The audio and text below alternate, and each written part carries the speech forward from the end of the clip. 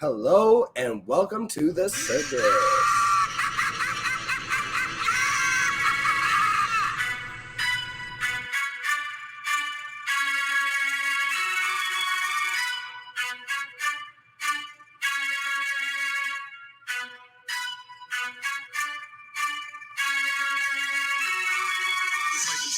Every day that I live and reaching a peak of my craft is my mission. Even if I don't succeed, and no strive, I still proceed to keep some beats. You can believe that. For every day that I breathe, guaranteed that my speech is a bloodbath. Every time I write, that's blood in my hands.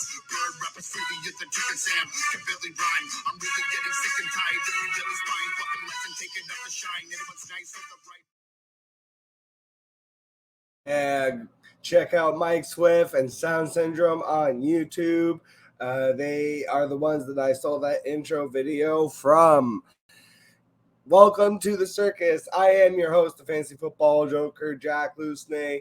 As always, you know the drill. Make sure you like, sub, comment, share, whatever. Help grow the show. And while you're at it, why don't you help grow fantasyfootballadviceforum.com. It is only $2.99 a month, only $28 a year. You can get 10% off by using the exclusive code Joker420. There is all kinds of great stuff, including content only available on the site, including my articles. I just put one up today, which is Fantasy Football Values, but recast as Ocean's 11 characters. So the main 11 characters are recast as Fantasy Football Values. And also, you can just become a content creator yourself. You can join a great community. There's a new member that just joined, and they put out a fantastic article. They have 19 years experience as a physical therapist, and they put out an article basically on Breece Hall's injury concerns going into the fantasy season and how you should treat that. And they'll be dropping all kinds of excellent content like that going forward. So it's a fantastic community. It's at the ground level. You definitely want to get in early. Today, we are going to be doing another draft on Underdog. That's right. Fast puppy, baby. So we're going to go ahead and enter this and fetch that draft. Got the gift. Always remember, you ain't first, you're last. Got the gift. Always remember. Always remember, if you're not first, you're last. All right. And we are in this one already. Waiting for it to be filled, though. And that was quick. That filled up right fast. That fast puppy was not lying. And we are at 1.2. I've said I'm cursed with the 1.2. I honestly shouldn't complain, but I cannot tell you how many of these drafts. If there's one draft position that best ball I've had more than any other, it's 1.2. I hate the long waits in between. Obviously, you get the star quality player. I prefer, honestly, at this point. So I've realized there is one thing I've come across in doing a lot of these best ball drafts, and it's that Minnesota, Buffalo, Baltimore, the Giants, and the Raiders all have that Week 13 bye. And those four first teams, especially, when you talk about the Ravens, you're talking about Lamar and Mandrews. And when you're talking about the Giants, you're talking about Daniel Jones and Darren Waller. These are stacks that people are going to be relying on. You're talking about the Bills, obviously loaded with fantasy relevant players. So a lot of these players are not going to be available to you in Week 13, and you need to plan around that. And I've found myself making the mistake before where I took Lamar and I didn't look at the bye week, and I was like, oh, it's real late. I'll take Daniel Jones as my second QB with rushing upside. And then I realized after the fact, like, they have the same bye week. So this is pretty standard so far, except for, again, Bijan here. Crazy at the 1.6 to me. There's no way I would do that. I like Bijan as a talent. I think he's a very talented player. But if Bijan does not basically do what Eric Dickerson did as a rookie, like, that pick doesn't make sense. But we went Justin Jefferson. I took Jamar Chase. That was obvious. Cooper Kupp, Tyreek Hill, CMC, Bijan, Eckler, Travis Kelce, Stephon Diggs, and the big dog takes the first quarterback going early with Patrick Mahomes. That's kind of the first time I think I've seen Patrick Mahomes go in the first round. A.J. Brown goes next. CeeDee Lamb. I'm glad they did it, though, because if I was best balling here, there's no way I could have resisted the Mahomes-Kelce stack. So A.J. Brown, CeeDee Lamb, Devontae Adams, Garrett Wilson. I think Lamb and Adams both make me nervous. I do not have very many shares of them. I think the offenses could really suck this year. Like, you look at the Raiders and what they've done. They've lost pieces. And yeah, they add Michael Mayer, but we've seen rookie tight ends can take a while.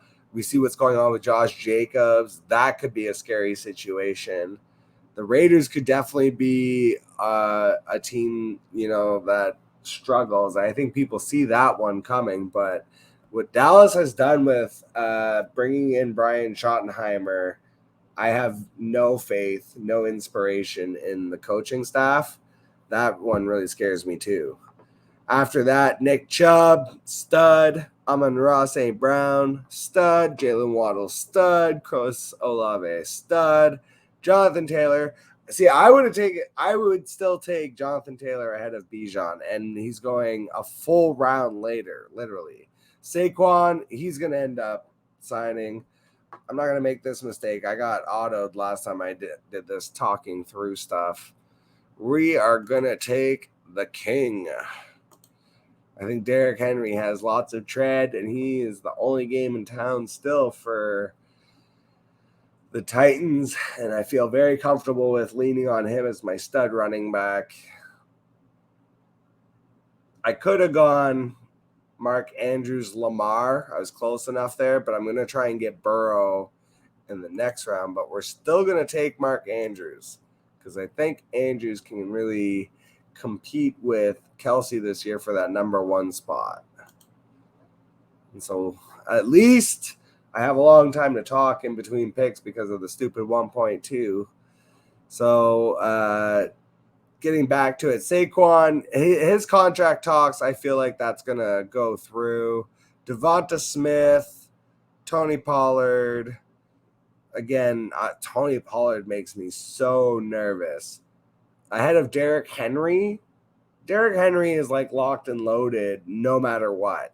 Tony Pollard he's not going to carry a workhorse load. And if Zeke were to come back, like, I think that's actually technically better for him, but it's going to basically relegate him to what he was last year. And it's not going to be to the level of you should be drafting him ahead of Derrick Henry. T. Higgins went next, Ramondre Stevenson. Then I took Mark Andrews, DK Metcalf, Jalen Hurts, Josh Allen, and Jahmyr Gibbs. And then Josh Jacobs. We just talked about how Jacobs, I think his personality is such that he will play, but it's a scary proposition. I think he's going to basically take it right up to like the first week of the regular season. If he does not play that first week, that's when to me, it's over. That's kind of what happened with Lev Bell. And then with Lev Bell, back then, I had never really seen it before, and so I just assumed that he was coming back, and then he never came back. And I remember I had James Conner that year, and I traded James Conner in like week 2 because there were reports that, the Lev Bell thing's going to clear over, and then it never cleared over, and I felt real stupid for trading James Conner that year. So after Jacobs, Debo Samuel, Calvin Ridley. Again, Calvin Ridley, I don't understand why his draft position has been pushed up even higher than it was, but I am 100% out on that. After 2 years from coming back, I do not see him just stepping back into being a 1,300-yard receiver. Najee Harris, that's my guy. I love him. Brees Hall. We saw it took J.K. Dobbins time. I think Brees Hall's kind of a freak athlete. He reminds me a little bit potentially of he could have the kind of season where Adrian Peterson had like an excellent season. I'm not saying Brees Hall's going for 2,000 yards, but I think he could surprise people with how good he's going to be. Though I'm still not the one really taking that risk because I got burned last year. Amari Cooper, Lamar Jackson, who we considered earlier, Keenan Allen, Christian Watson, who I really like this year. But again, his ADP's been driven up a little bit compared to where I was getting him before. And so at this point, I would rather, I think, look elsewhere. Jerry Jeudy, Drake London, Terry McLaurin, Travis Etienne, Christian Kirk, lots of Jaguars going in this middle rounds here. We're going to pull ourselves back so we don't get autoed. That happened to me on the last time I did this. And we ended up with the whole 49ers squad. So this is perfect. Burrow falls to us right here. Just go ahead and lock that up. Stack. Easy. And look at that. We've got a quarterback, we got a running back, we got a wide receiver, and we got a tight end, and they are all studs. Now we can just build around that and grab basically whoever we want. And I got my little eye on Brandon Ayuk. But we're going to pivot and actually go with Aaron Jones. I think Aaron Jones is being underrated this year, and the running backs are going to thin out a little faster than the wide receivers. And I do like Ayuk, but his quarterback situation makes me nervous. Ayuk goes immediately after. So that kind of, I hate when that happens where I'm deciding between two players and I don't take the guy that goes immediately after me, because the feeling you get when you snipe someone like the pick right before, like an actual snipe, that's just like a headshot. Next goes Kenneth Walker, Deontay Johnson, Justin Herbert. I love Justin Herbert. Look at the value on Herbert. He's locked for 5,000 yards as far as I'm concerned. The fact that Deontay Johnson and Brandon Ayuk and Drake London all go after Calvin Ridley, I'm just like... What you just said is one of the most insanely idiotic things I have ever heard. At no point in your rambling, incoherent response were you even close to anything that could be considered a rational thought. Everyone in this room is now dumber for having listened to it. I award you no points, and may God have mercy on your soul. I mean, look at Christian Kirk is coming off a career year, and he went a round later. Like, it's just, it doesn't make any sense to me. I like Calvin Ridley. I think he's a talented player, but I think his ceiling this year would be 1,000 yards, like capped, like at 1,000. If he goes in, if he were to go over 1050, I would be literally like, I would bet the under all day on 1,000. Even if you gave me like just 1,001, I'll bet the under. So going back, Brandon Ayuk, Kenneth Walker, Deontay Johnson, Justin Herbert, TJ Hawkinson, Joe Mixon, J.K. Dobbins, Michael Pittman, George Kittle, James Conner, Alexander Madison, and Tyler Lockett. Hot Lockett. Is there anybody that has hacked their ADP more than Lockett in his career? My thing, so my little hack too is not only do I love to draft Tyler Lockett, but even more than drafting Tyler Lockett, I love to trade Tyler Lockett. Tyler Lockett is the perfect, like just borderline outside of the top 10, usually wide receiver, where if you pair him with another really good piece, where it's like you put two really good pieces together, that's where you go snatch an elite guy from someone. And it can be hard for people to like ignore value where they're looking at like, and then you throw in what I like to do is, so I'll take those two guys. So let's say like a Tyler Lockett and like a Damian Pierce, okay? And then you throw in just a random dude on your bench, doesn't even matter. And then pick a random person from their bench, but that kind of suits your team, like a handcuff, a wide receiver, late stack, something along those lines. And then grab like an elite player. Oh, I love doing that. Miles Sanders all day here. And then we're going to have to smash some wide receivers because best ball is all about wide receivers. But I feel really good about the running backs now with King Henry, Aaron Jones, and Miles Sanders. And we'll just grab ourselves a little breakout candidate here in Treylon. We'll roll with a little bit of a sort of like a Titan stack. So in this scenario, it looks like we're almost punting week 7 because we're going to have Burrow, Henry, Sanders, Chase, and Burks all off that week.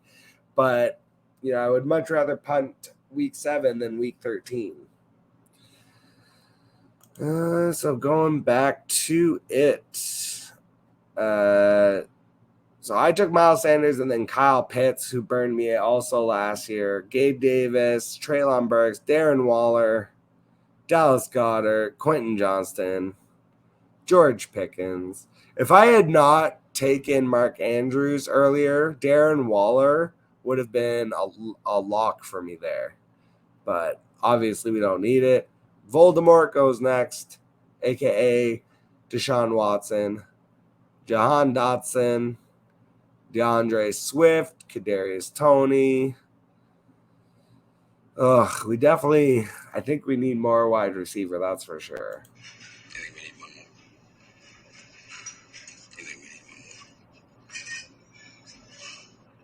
All right, we'll get one more. Yeah, definitely get some more wide receivers. After Kadarius Toney, David Montgomery, see my opportunity at the 7-Eleven. That's all day. That's a 5-finger discount at that 7-Eleven. Rashad White, Dalvin Cook.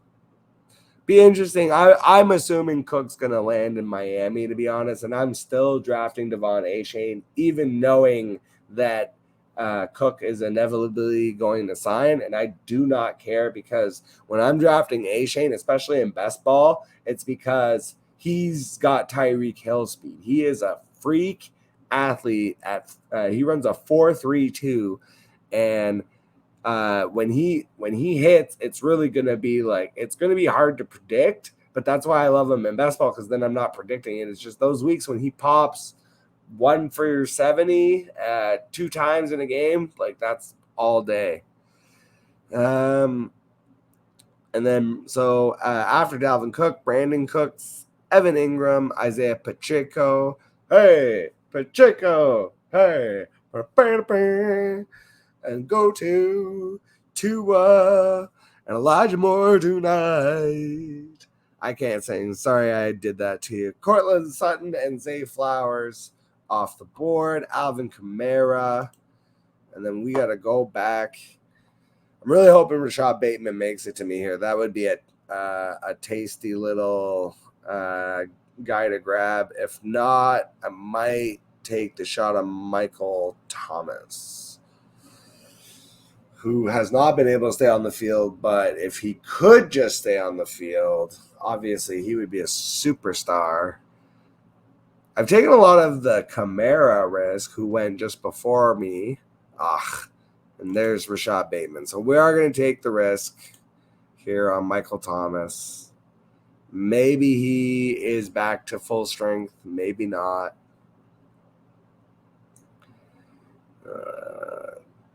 There's a Shane. And this is the point, too, where it is always smart to just throw some guys in your queue. If you're anything like me, you tend to get distracted.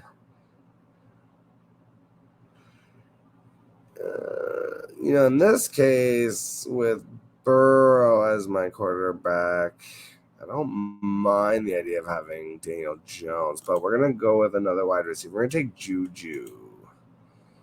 I think inevitably somebody's got to be the wide receiver one for the Patriots. That looks like a real ugly situation, but Bill O'Brien, as much as he kind of messed things up when he was in Houston,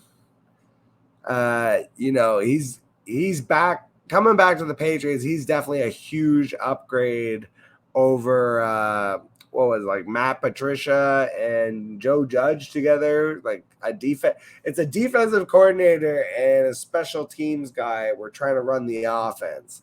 So Bill O'Brien came back, and now all the coaches are just in Belichick's office, just looking at him like, I'm stupid, you're smart. I was wrong, you were right. You're the best, I'm the worst. You're very good looking, I'm not attractive. All right, as long as you're willing to admit that. Who's coming next is Josh McDaniels after the Raiders implode this season, especially if Jacobs ends up sitting out. That would be terrible for them.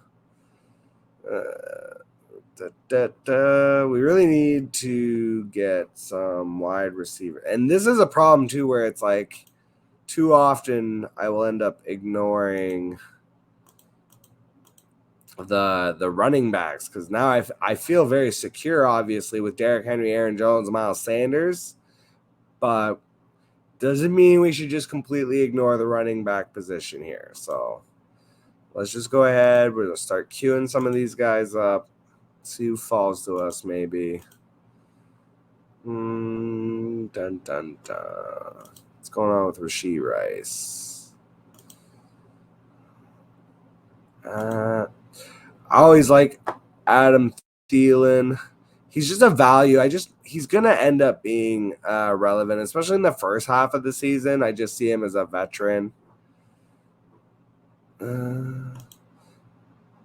so let's go back to the draft board and run through this real fast.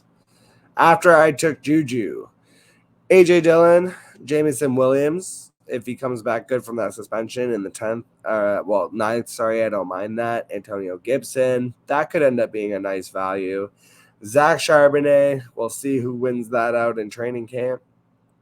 Odell Beckham, I'm not a believer in that, but he is helpful for Lamar, so I like that side of it. Tyler Boyd, always going to be good in a spot start, best ball kind of usage. Samaje Perine, I don't care what the reports are on Javonte Williams. Let me see it in preseason. Let me see him actually ready season week 1, and then I'll buy it. The Lazard King went next. Anthony Richardson, that's a nice value this late. That's because it's single quarterback. David Njoku, Brian Robinson, Dak Prescott, Damian Harris. The Muth is loose. I love the Muth this year. I literally think the Muth is going to be a top 5 tight end, and to get him in the 10th round, that's an absolute steal. Rashad Penny, Romeo Dobbs, Chigo Okonkwo, Sky Moore, Nico Collins, and then we'll see who goes next. I've got a couple of my guys still on the board here that I like. The Bears too have the week 13 bye. It's like you don't think you're drafting the Bears until you get down to these late rounds.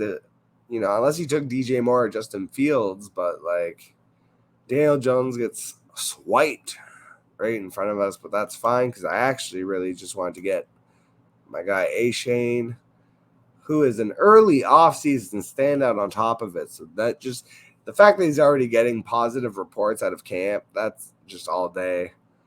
Darnell Mooney goes right after. That's kind of who I wanted, but that's okay. I do like Jonathan Mingo. I'm going to take the upside instead of old Thielen here because we already have some old heads in Michael Thomas and Juju. So I want some upside. I like Mingo's size. He joins those week 7 buys. All my buys are falling on the same weeks. It's all week 7, baby. We're just going to take that week off, I guess. Alrighty, we're running out of people in the queue. Jared Goff, nice little backup quarterback option. Double it up with Sam Laporta. And I've said before, I love putting Laporta with Mark Andrews because it's like you have a veteran tight end that you can lean on through the season. And, 90% of the time, it's Mark Andrews going to fill that tight end spot. But by the end of the season, and particularly by that week 13 bye, you would hope that Laporte has gained traction on his team and that he has been able to, carve out a role for himself, and then he could be a valuable asset for my team then. And see, this is where it gets dangerous. Again, you don't think about it, but it's like, look, I almost put Cole Kmet in my queue there because he would be a nice backup also for Mark Andrews, but he's got the same bye week. Ooh, Goff got swiped from us there. Throw Gerald Everett in the queue. He's got a nice little early bye. Stafford's always here for us late. And we have Burrow. We don't really need to worry about our backup quarterback. We'll just grab whoever is hanging around. John Mechie. I've been grabbing a lot of Mechie, and it's honestly just because I like his story. Look at that. Week 7 again, though. Scary business. Hunter Renfrow is another one that is one of my most heavily drafted players because I just get him so late. But with that week 13 bye, we've already got a couple. Actually, it's just Mark Andrews. Okay, well, I've managed to avoid the week 13 rush this time around.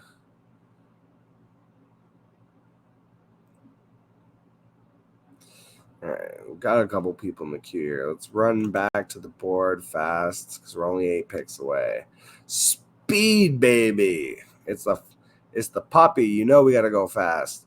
Geno Smith, Jamal Williams, Elijah Mitchell, Adam Thielen, Kirk Cousins, Khalil Herbert, Jared Goff, Van Jefferson, Aaron Rodgers, Jacoby Myers, the wide receiver 3, by the way, Greg Dulcich, Rondale Moore, Marquez Valdez-Scantling, and one flew over the cuckoo's nest, Dalton Kincaid, who falls like Mike Williams, Kendre Miller, and we are at the 12.6.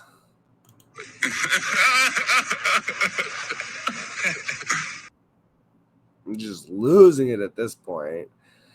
Dalton Schultz, Michael Gallup, ultimate spot starter Zay Jones. We will be right back on the clock. I did not get Jared Goff, but I'm still thinking about Laporta there. I got to remember the running backs too, which I've said before, we tend to forget. We'll grab Algier.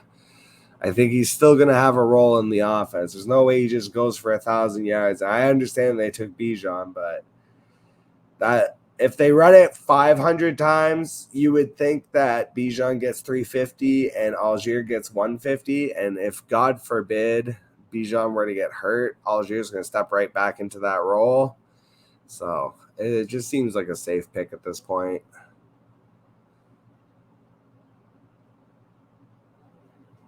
And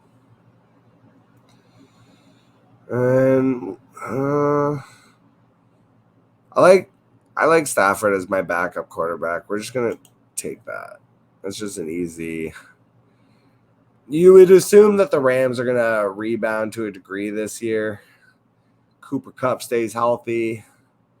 Van Jefferson stays healthy.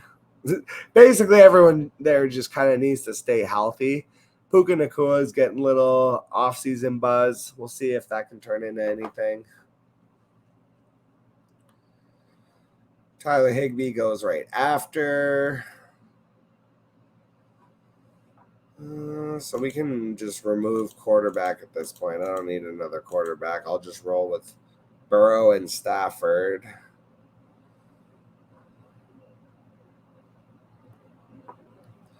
Devin Singletary.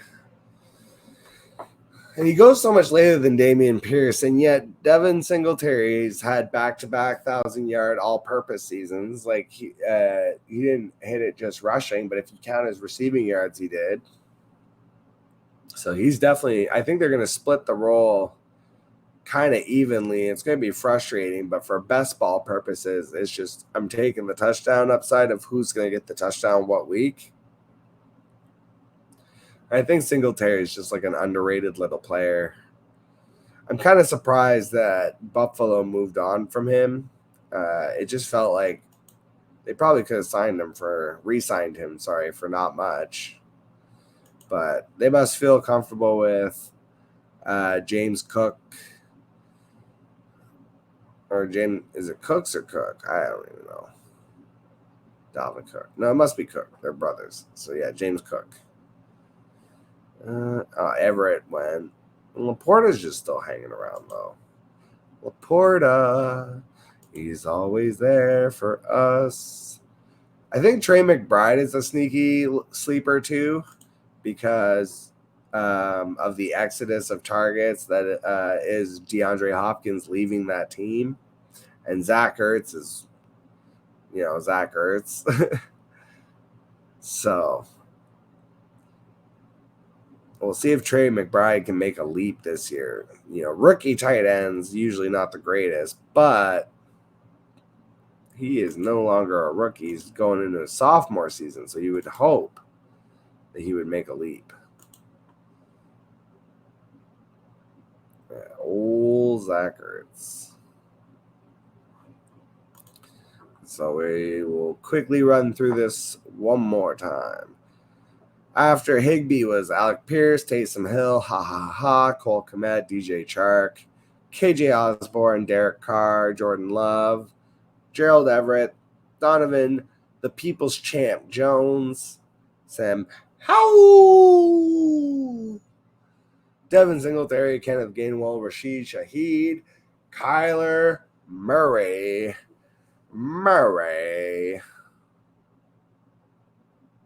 Let me tell you another joke. Murray.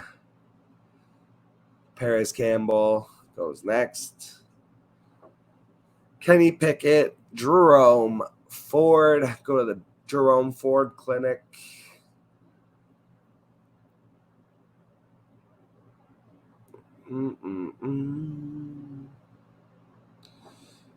Let's go. Tyjae Spears goes next. This guy, Fried, is right in front of us. You know what? We're going to do it if he doesn't swipe them on us.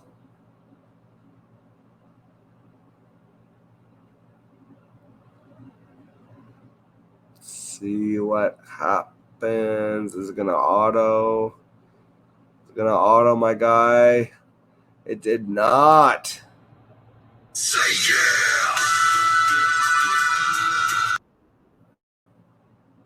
Go ahead, take Sam Laporta here. Boom, boom. Considered him last round. He went a full round later, so just go ahead and grab him. We're just going to smash some wide receivers and some running backs for the rest of this. Just going to basically ignore the rest. I don't have a lot of Marvin Mims. Let's go ahead and get him.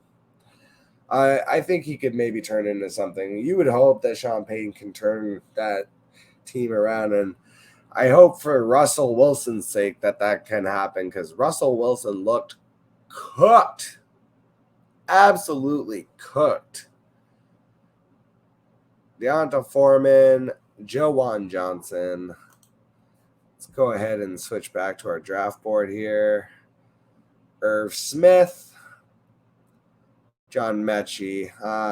I thought about Mechie, but that week 7 bye, we got so many of those week 7 buys already. But I love his story. I've been drafting a lot of him just literally because I want him to succeed because of that, just from like a human perspective. I think that would just be awesome. And then he could be like a nomination for Comeback Player of the Year. But you know DeMar Hamlin is going to win that if he has any type of success whatsoever. Dawson Knox, Brock Purdy. Colonel Mostert in the 15th round with the draft pick. This is definitely when we're getting into those deep, deep parts of the draft.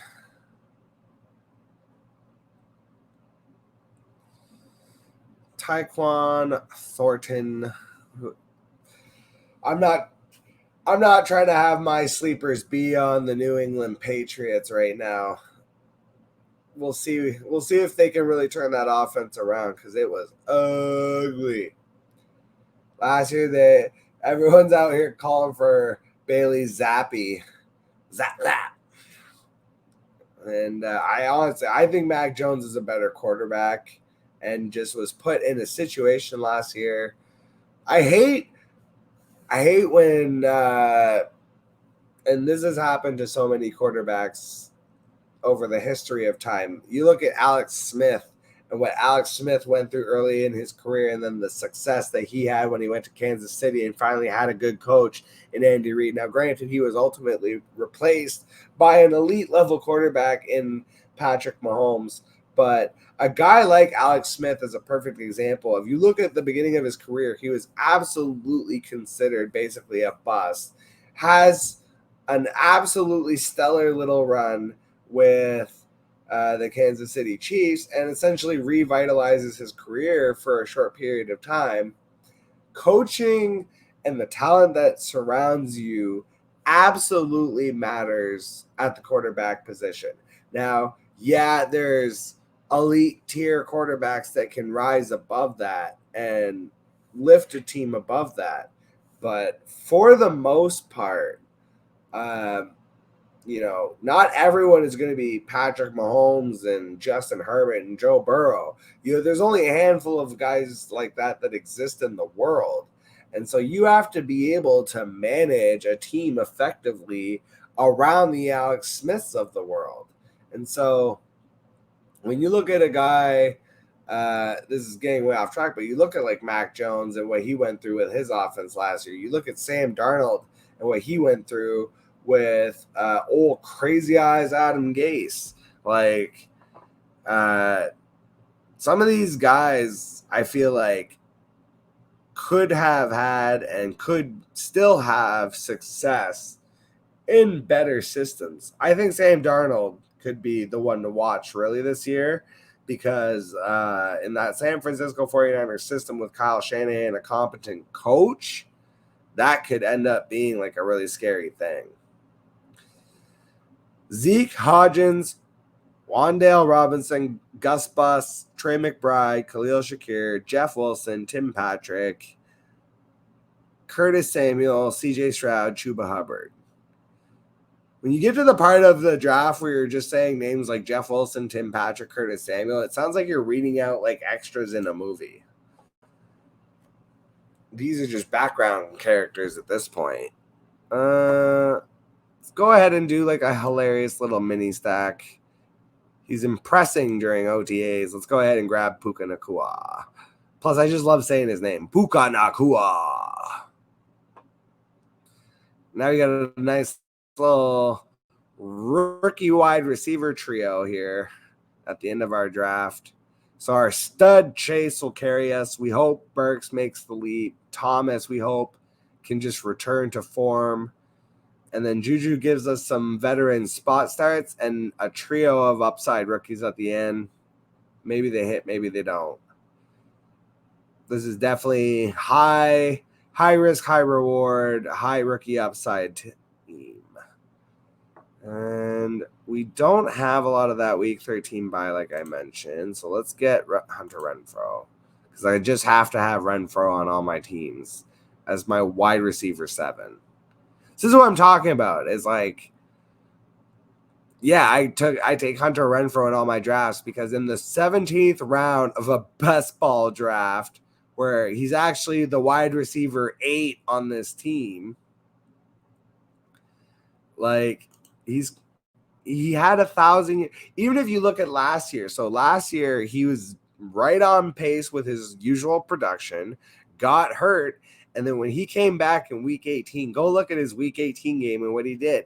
All he did was catch. He had seven targets, 7 receptions, 63 yards, and a touchdown. Just, what he always does, basically. And Jimmy G just fits perfectly with what Renfrow does. Those two, and then not only that, but next level, Josh McDaniels, and the way that Josh McDaniels has utilized slot receivers in his time in New England under Bill Belichick. You look at guys like Edelman, particularly in his time, but then going even as far back as Wes Welker, those are the type of wide receivers that fit Josh McDaniels' offense. That's the type of role that Hunter Renfrow, even more so than signing Jacoby Myers, fits. Myers is going to end up playing like the kind of wide receiver to outside role. The ball is primarily going to go through Devontae 1, Devontae 2, Hunter Renfrow 3. That's how Jimmy G generally plays a lot of the time too, where it's like my main guy, my wide receiver 2, my check down. He's a bit of a game manager in that sense. That's kind of what a game manager is and does. Let's go look at the wide receivers again here, and let's just see if we can mine some value real deep. So, I want to get some veteran starters at this point, because we have that little rookie core. Marvin Jones, Starvin Marvin, is going back to Detroit where he was productive. And I think he could have spot start value, because in those first 6 weeks, they're going to need other bodies to throw to.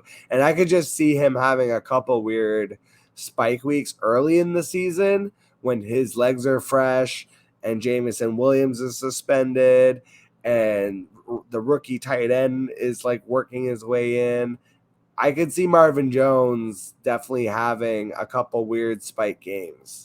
So he's someone I kind of got on my list.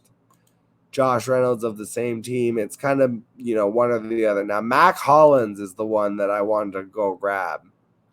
Mac Hollins is very interesting to me, because you look at what he was able to do in with the Raiders, and if you actually look on the Atlanta depth chart right now, Mac Hollins is listed as the wide receiver 2 for this team. I think as a big body guy, he could be very frustrating for Kyle Pitts managers who are looking up thinking, oh, did Kyle Pitts just catch a touchdown? No, it's Mac Hollins again. So I think Mac Hollins definitely going to be one of my picks here.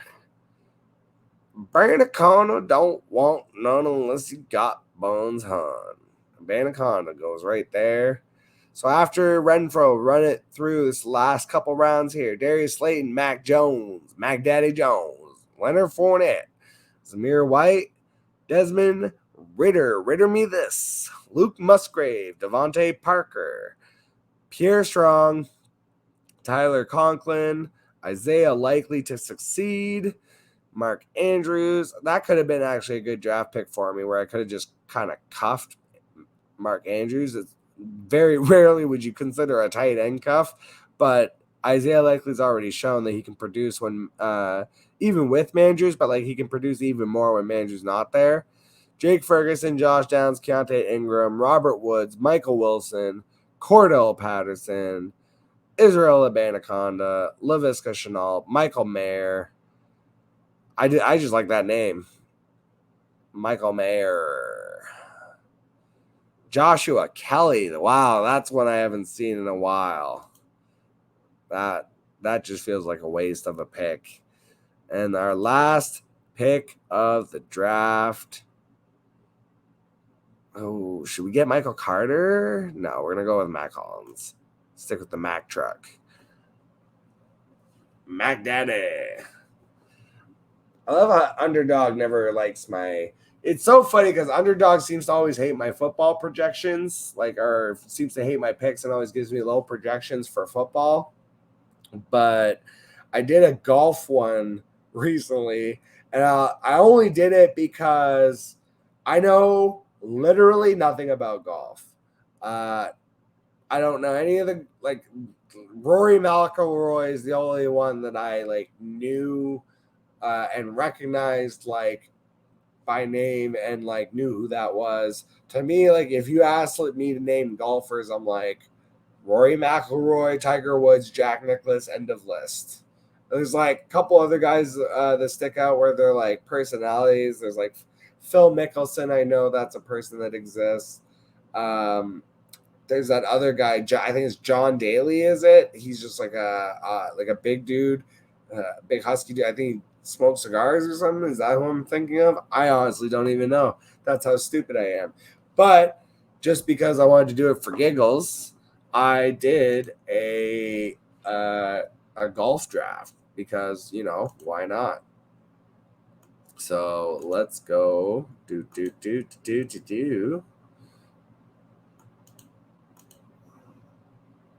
Take a quick look here. So this was the golf one. I'm sure you're here on the Fantasy Football Show looking for golf. But hey, you know what? If you're a golf fan, let me know in the comments.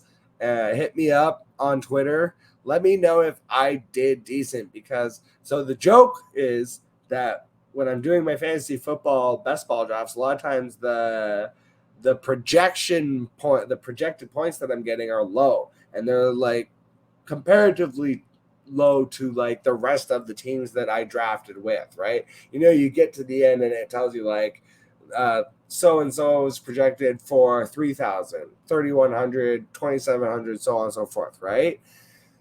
So, and I feel like on the football ones and best ball, maybe it's just because I'm pivoting and taking players that people don't want, like Hunter Renfrow, who I just think it's so obvious that he's gonna still be involved in that offense and that he's not just gonna be involved, but probably a key figure. But getting off track, let me know if you're a golf fan out there. I did this randomly. Mostly, it was a combination of I did read an article before, so that I wasn't just completely aloof. But it was just I literally Googled best golfers, or I think I Googled also who's gonna win the FedEx Cup, and just someone had done a ranking of who they thought was the could be sneaky guys to steal it. So I ended up taking John Ram, Jordan Spieth, Keegan Bradley, Cameron Young, Sahith Theegala, Cameron Davis, Davis Riley, Tom Hoge, Gary Woodland, and Matt Kuchar. I took most of these people based on their average projected points and if I liked their name or not. And that's literally that was the qualification. And so when I got to the end of the draft, oddly enough, hilariously enough, this was the highest projected point total of all those people that had drafted in that particular I think it's 12 man still. But let's go see if we can find our little fast puppy that we just did. Here we go. So we'll take a look. We got Joe Burrow, Matt Stafford, lock it up. Mark Andrews, Sam Laporta. That's a combo that I have done many, many times in these drafts because, again, The rookie tight ends generally take time to acclimate. Mark Andrews will give him that time to acclimate. I don't need Sam Laporta until that week 13 bye, and then I need Sam Laporta to come through for me. We took a whole bunch of wide receivers. Jamar Chase, that's our stud to lean on, stacked with Burrow. Burks, hope he breaks out. We are repeating ourselves at this point. Michael Thomas, Juju. The rookies, Renfro and Hollins for some veteran spot starts that hopefully will give us a little extra juice here and there. Our running back room feels that feels really safe to me. You need 2 in a flex, and that's assuming they don't beat out one of the wide receivers.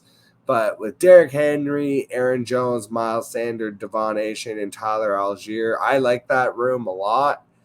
And then Joe Burrow and Stafford, like we had already mentioned. I mean, Burrow's a stud, so I'll just lean on that. Just quickly, since we're already here, we can just take a look at my exposures. I already told you, Hunter Renfro. That's my guy in those last rounds. He's free. And it's hard for me to ignore a free player that I think is legitimately going to be the wide receiver 2 on that team and see 100 targets. Sam Laporta is another one. Thielen is because he's a veteran presence that I think will thrive early in the season, particularly, especially like he's going to get a little bit of juice being on a new team, being a veteran leader for a young team. And I think Mingo obviously is going to take a little time to work his way in. And the only tight end that they really have is Hayden Hurst. Hayden Hurst has a career high touchdown catch of 6 touchdowns. So it's like Thielen, that's what he does is he catches touchdowns. Even last year, which was like a bad year for him, he had 70 receptions, 716 yards, and 6 touchdowns. Those are spike weeks that in best ball are invaluable. When you're talking about a guy that's your wide receiver, 6 to 8, when you've already got 4 or 5 stud wide receivers, and now you're just looking like for a veteran guy, especially if you took a lot of if you're looking at a team where your wide receivers are Drake London, Christian Watson, Treylon Burks, and it's like all upside guys. You didn't take a Deontay Johnson, or you didn't take a lot of some of these like safer PPR picks, a Chris Godwin or someone like that. Then that's where I really love like an Adam Thielen. It goes with your roster construct. Kamara I was doing because I just didn't think he was going to get suspended for the year. I kind of figured that the charges would ultimately go away. And again, you look at last year, it's an exaggeration to say that he was like really struggling last year was the touchdowns. Yeah, he fumbled more than he normally does, but he had as many touchdowns as he had fumbles. That's not a stat that is likely to repeat. And even still, he had just under 900 yards, and he still had 900, 500, about 1,300 all-purpose yards, and the receptions still where they're normally at volume-wise. Michael Carter, again, just one of my free players that I like to grab because you look at the receptions, 41 and 36 over the last 2 seasons. Aaron Rodgers coming in likes to use receiving running backs. It's already been reported that Michael Carter pretty much has a hold of the running back 2 job as the backup. And so I think assuming that Breece Hall is not all the way back, Carter slots in more as the guy that's going to see the field because of his receiving upside compared to Abanikanda, who's really like more of a thumper. And so I see Abanikanda as being used as like more of like a pure replacement for Breece and like more of a goal line back, whereas Carter's going to thrive, I think, in passing down situations. And then John Mechie, I had said before, we didn't take him this time because of that week 7 bye because we had so many, but I just love his story. I just really like his story. And I just kind of, from a human perspective, I'm hoping for him to succeed. And then my 2 most drafted quarterbacks here, Daniel Jones, Justin Herbert. Daniel Jones for the rushing upside. I think these passing numbers could take a leap, especially the 15 touchdowns. But what I love, 700 yards and 7 touchdowns on the ground. That is so invaluable for fantasy football. Najee Harris, probably one of my most drafted running backs. This is what I was saying, though, for those Bijan truthers out there. This was a top 5 season for Najee Harris. This was not.